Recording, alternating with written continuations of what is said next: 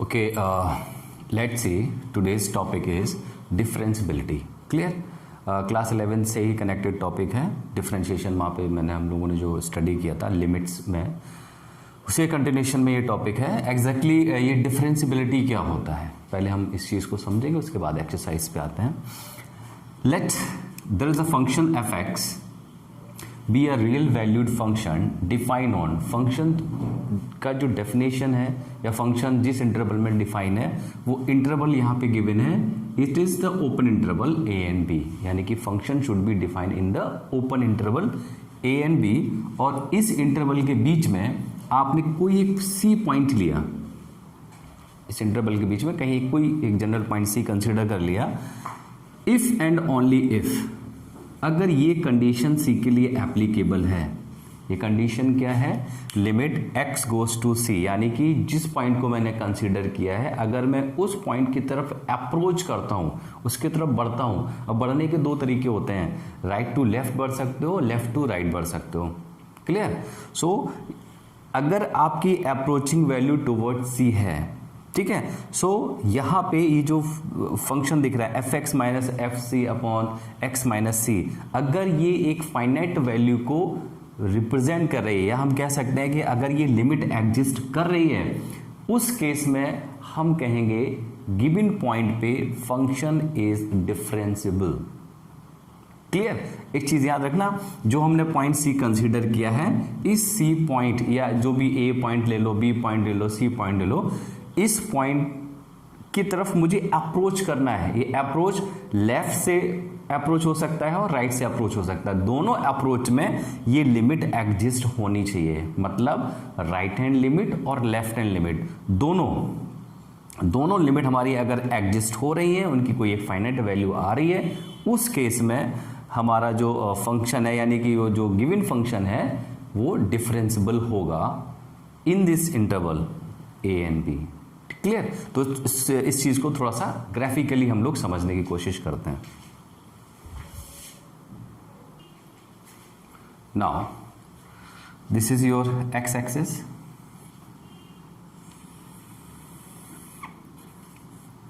थोड़ा सा और एक्सटेंड करते हैं. We consider this is a function, this is a point a और पॉइंट सी, कुछ भी कह लेते हैं, मान लेते हैं ये पॉइंट ए है. इस कर्व पे कहीं भी ए पॉइंट है. क्लियर? ए पॉइंट पे अगर हम टेंजेंट बनाते हैं, so this is the tangent line at a. Now we consider a point b, this is a b point, और ए और बी को जब हमने ज्वाइन किया तो ये क्या मिलेगी, मुझे एक सेकेंड मिलेगी. सेकेंड होता है. क्लियर? ए की कोऑर्डिनेट की बात करते हैं. सपोज ये एक्स डिस्टेंस पे है, तो इसका कोऑर्डिनेट हो गया एक्स कॉमा वाई, वाई को हमने एफ एक्स कह दिया. और जो ये बी पॉइंट है, ये मैंने एच डिस्टेंस पे मैंने इसको कंसिडर किया.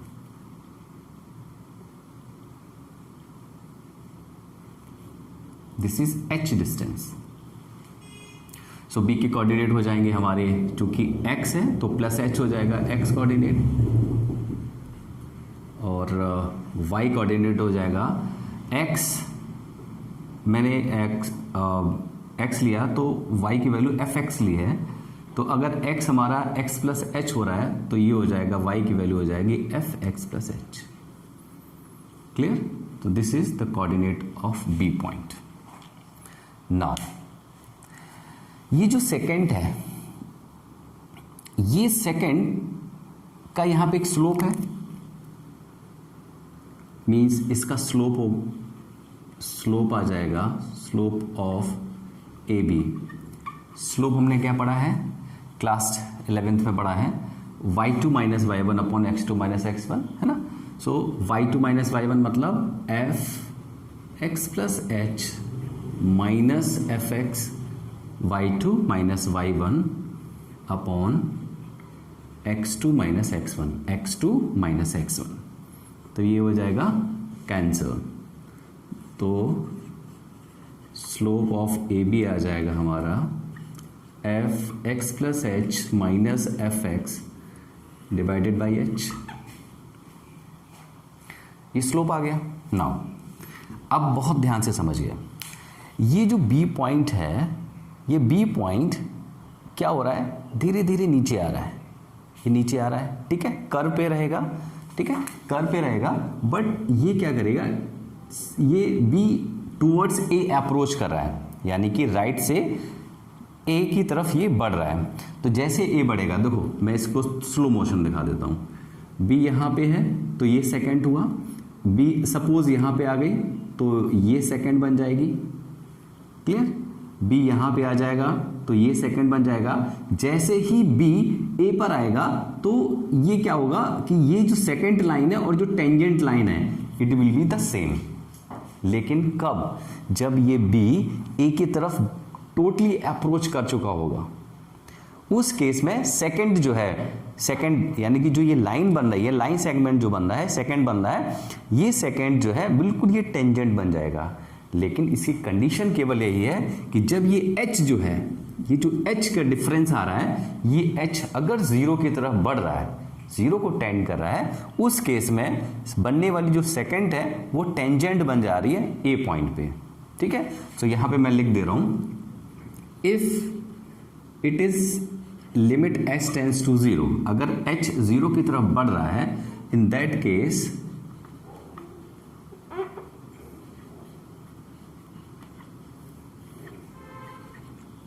जो स्लोप है इट बिकम द टेंजेंट, जो स्लोप है वो क्या हो जा रहा है, बिल्कुल टेंजेंट लाइन बन रहा है। It means this is dy by dx, tangent ही हमारा dy बाय dx। ये तो था डेफिनेशन में, वहां पे मैंने सी पॉइंट लिया था। So differentiation dy by dx is limit h tends to zero f of x plus h minus f x upon h. Same story हम क्या करेंगे,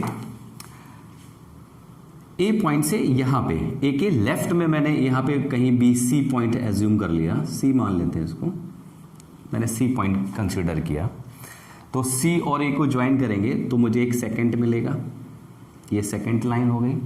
सी की कोऑर्डिनेट, अगर ये h डिस्टेंस है, ये डिस्टेंस h है और ऑलरेडी ये x मैं कह चुका हूं, तो ये हो जाएगा x minus H, comma function जो हो जाएगा f x माइनस एच हो जाएगा। तो this is the coordinate of c। In that case अब ये सेकंड, जो ये सेकंड का स्लोप है, ये स्लोप कैसे निकलेगा, तो यहां पे सेम फॉर्मूला अप्लाई कर लेते हैं।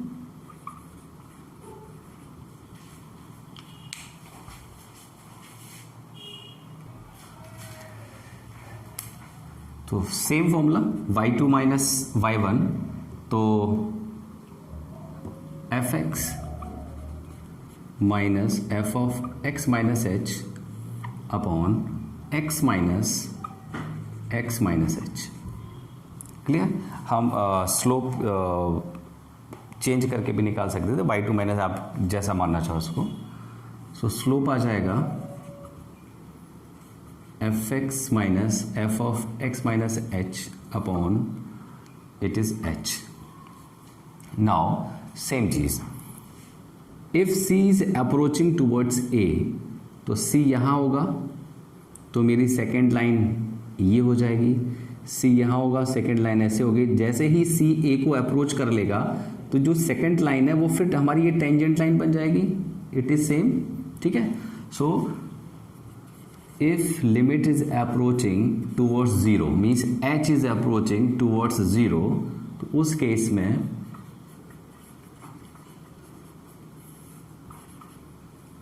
ये हो जाएगा हमारा स्लोप ऑफ द टेंजेंट, ठीक है।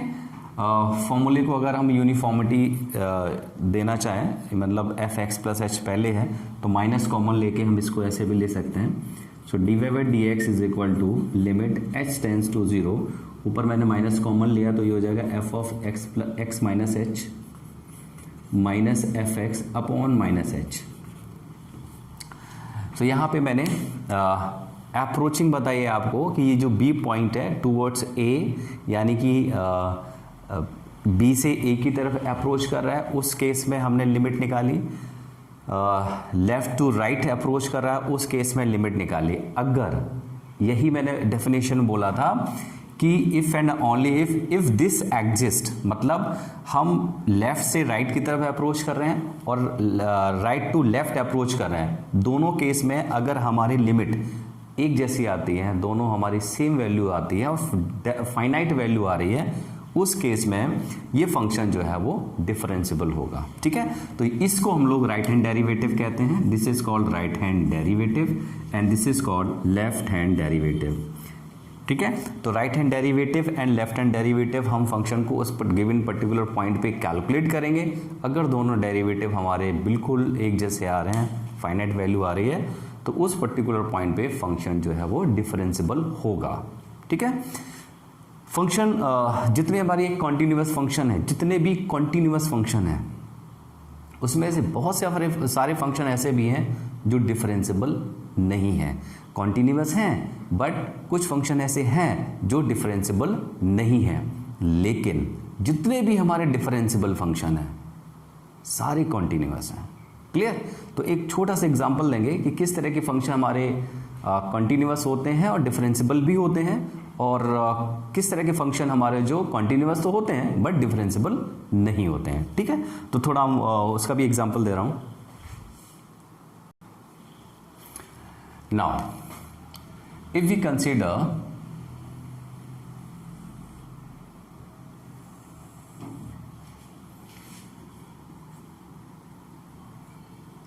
this type of function,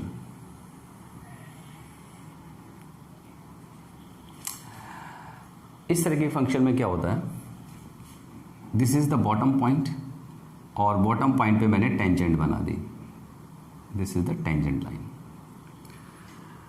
now bottom के राइट साइड मैंने एक पॉइंट कंसीडर किया, ए पॉइंट। ए पे मैंने एक टेंजेंट लाइन बनाई। क्लियर? ए को थोड़ा सा शिफ्ट किया, एक बी पॉइंट मिल गया, इस पर मैंने टेंजेंट लाइन बनाई। फिर मैंने एक ये टेंजेंट लाइन हो गई। एक सी पॉइंट लिया, इस सी पॉइंट पे मैंने टेंजेंट लाइन बनाई, इस तरह से टेंजेंट लाइन आ गई। एक डी पॉइंट लिया, टेंजेंट लाइन बनाई, वो इस तरह से हमारी टेंजेंट लाइन आ गई। और फिर जैसे मैंने इस पॉइंट को अप्रोच किया, हमारी टेंजेंट लाइन बिल्कुल एक्स के पैरेलल हो गई। ठीक है ना?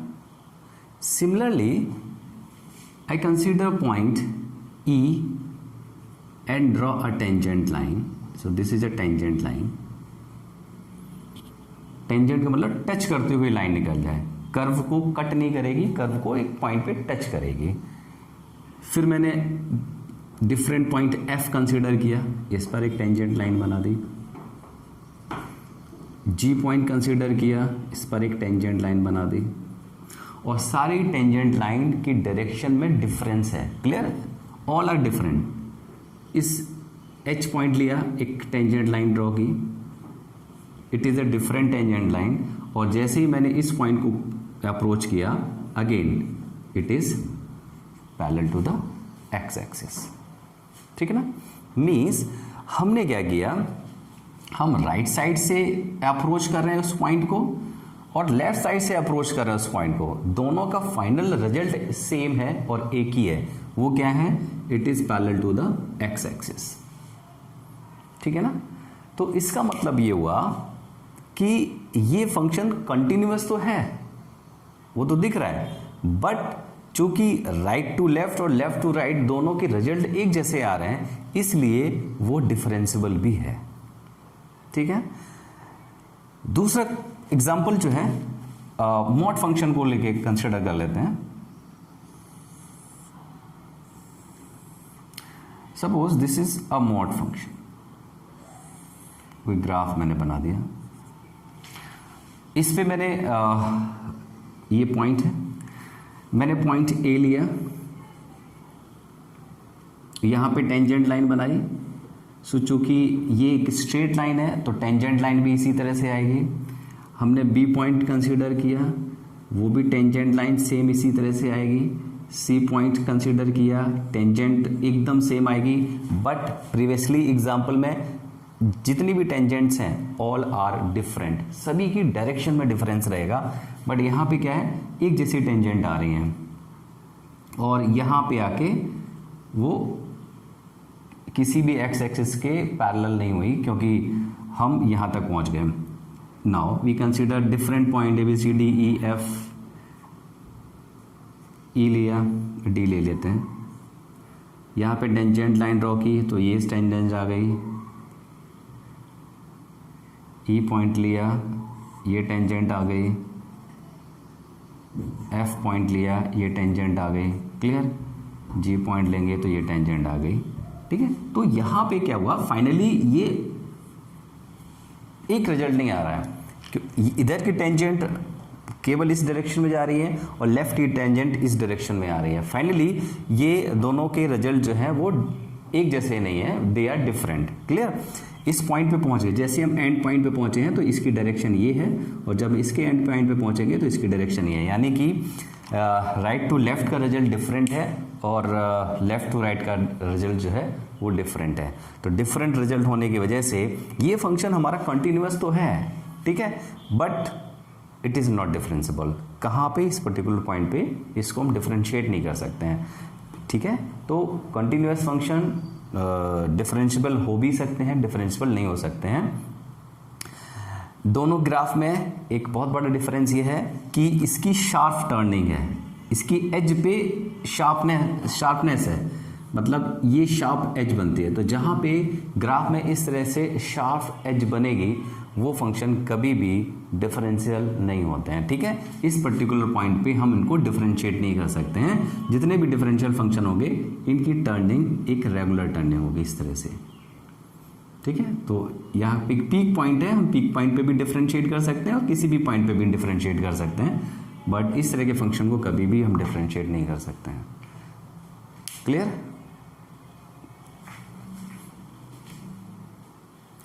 Now let's see the algebra of derivatives. Clear? So algebra simple है। अगर दो फंक्शन का एडिशन हो रहा है और उसको डिफरेंशिएट करें, डैश का मतलब होता है डिफरेंशिएशन।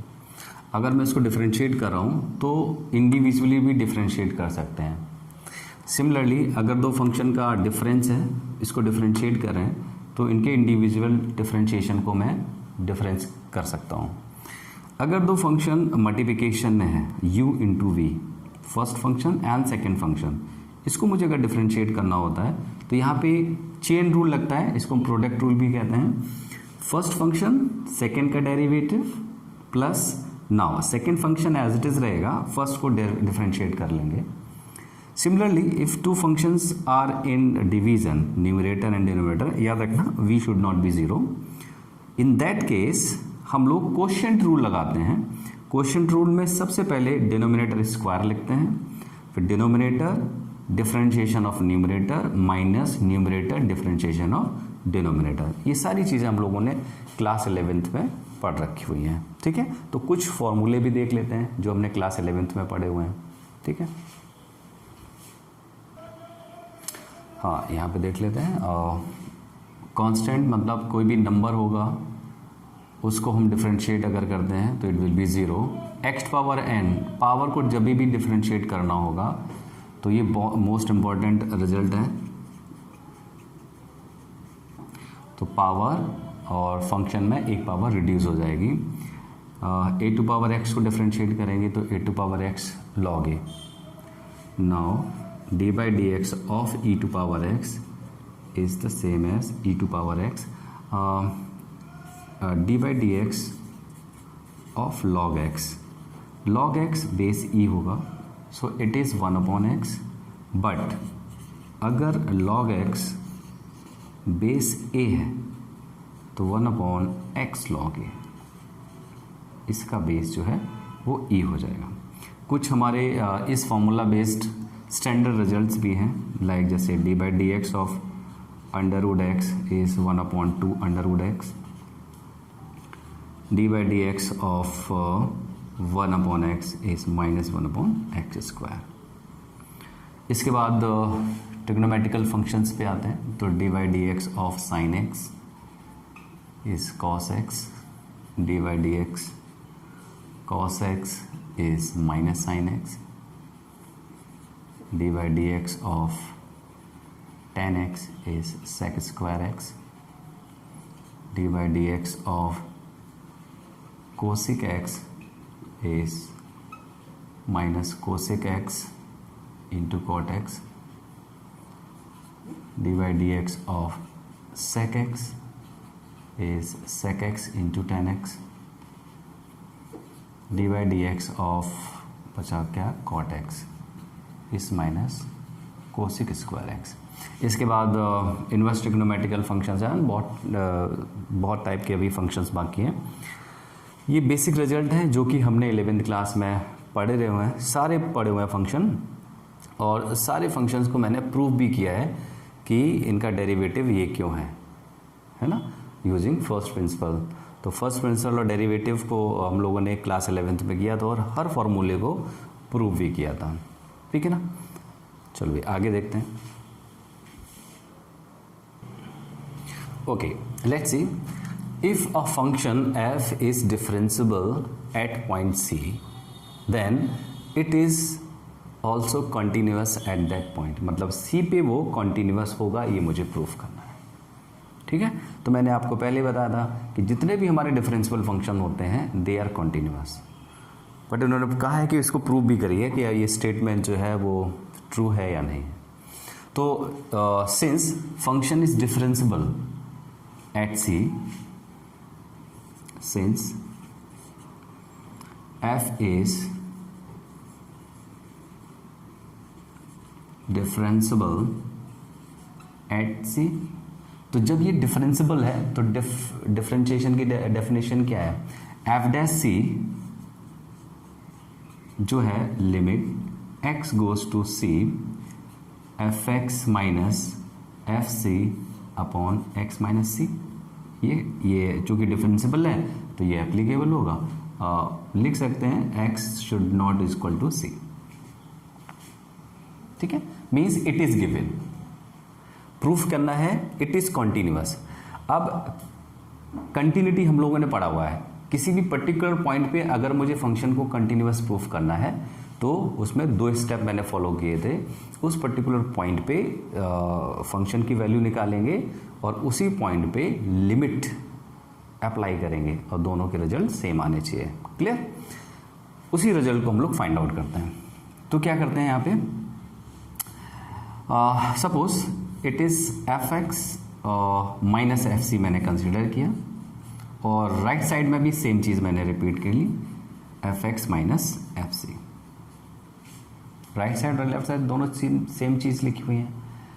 राइट साइड मैंने क्या किया, x माइनस सी से डिवाइड किया और न्यूमरेटर को x माइनस सी से मल्टीप्लाई भी कर लिया and apply the limit both the side.